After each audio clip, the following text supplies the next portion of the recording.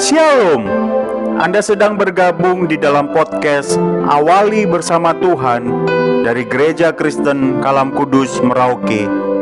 Kami berharap podcast ini akan menjadi berkat bagi Anda dalam mengawali hari ini. Selamat mendengarkan, Tuhan Yesus memberkati.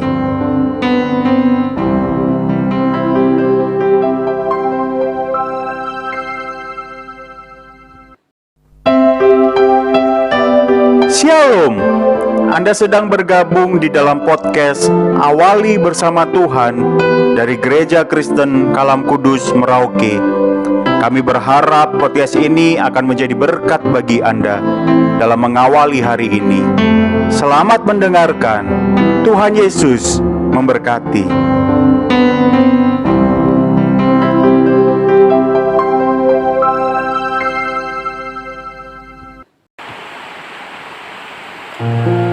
Shalom, selamat pagi, jemaat yang dikasihi oleh Tuhan Yesus Kristus. Mari bersama-sama kita mengawali hari ini dengan menaikkan satu pujian di hadapan Tuhan. Selain Kau tiada yang lain.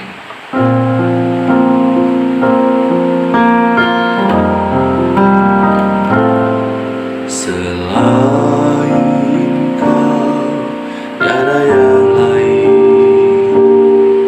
Ada padaku di surga. Selain Kau tiada yang lain. Yang ku ingini di bumi, yang ku ingini di bumi. Sekalipun dagingku dan hatiku habis lenyap, gunung batuku dampakkanku. Tetaplah Allah selama-lamanya. Sekalipun dagingku dan hatiku habis lenyap, gunung batuku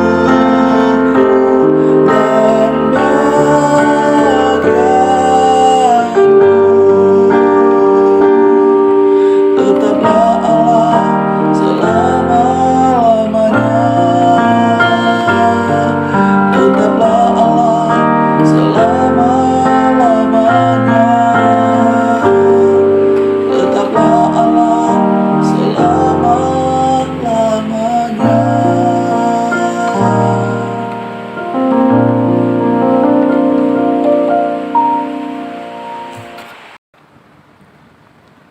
Amsal pasal 14 ayat yang ke-30. Hati yang tenang menyegarkan tubuh, tetapi iri hati membusukkan tulang. Saudaraku, beberapa hari lalu kita sudah merenungkan tentang apa itu iri hati. Iri hati adalah suatu perasaan tidak senang atas keunggulan atau keberuntungan orang lain. Dan di dalam Alkitab mencatat beberapa tokoh Alkitab yang iri hati. Pada hari ini kita akan mulai dengan satu tokoh dalam Perjanjian Lama dalam kitab Kejadian pasal 4 ayat 1 sampai ayat yang ke-16. Ini adalah kisah antara Kain dan Habel. Kain iri terhadap adiknya Habel. Mengapa ia iri? Karena persembahannya tidak diterima sedangkan persembahan adiknya diterima. Maka muncullah iri hati pada Kain. Saudara, ini adalah dalam konteks memberi persembahan, atau dengan kata lain dalam dunia rohani, dalam dunia pelayanan. Jadi kalau kita melihat dari kisah ini, iri hati tidak hanya ada pada hal-hal yang terlihat sekuler, tetapi juga dalam dunia rohani.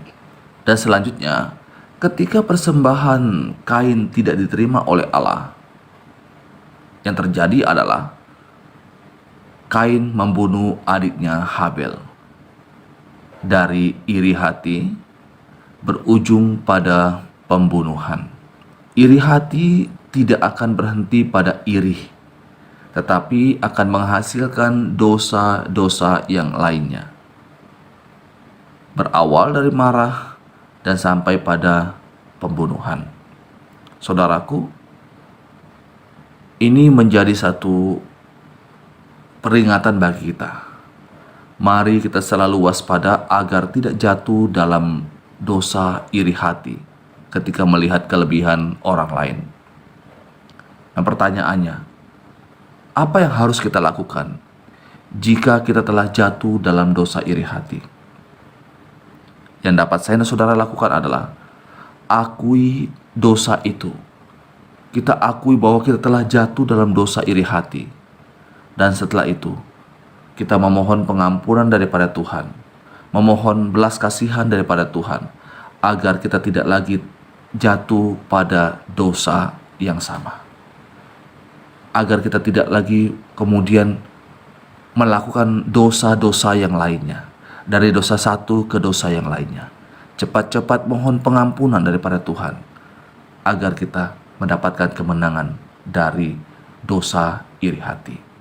Saudaraku, bila kebenaran firman Tuhan ini akan menolong saya dan saudara berjalan melangkah pada hari ini, bila sungguh-sungguh kita melihat bahwa segala sesuatu yang kita miliki dan apa yang orang lain miliki itu bersumber daripada Allah.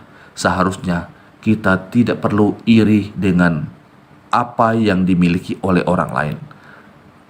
Kita seharusnya tidak menjadi iri dengan kelebihan-kelebihan yang dimiliki oleh orang lain, karena apa yang mereka miliki itu juga berasal dari Tuhan yang sama yang telah memberikan berkat kepada kita.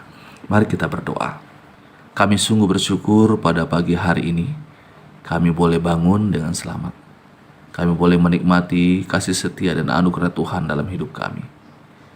Pada hari ini kami siap beraktivitas. Tolong kami, biarlah kami boleh menjalani pada hari ini dengan penuh sukacita, dengan satu pengharapan bahwa Tuhan terus menolong dan memimpin kehidupan kami. Dan kami berdoa untuk jemaat Tuhan yang mengalami pergumulan dalam hidupnya. Apapun yang sedang mereka gumulkan, Tuhan tolong mereka dalam menghadapi setiap pergumulan itu. Bila mereka boleh berharap sepenuhnya kepada Tuhan, memandang kepada Tuhan yang akan senantiasa menyertai dan memimpin kehidupan mereka.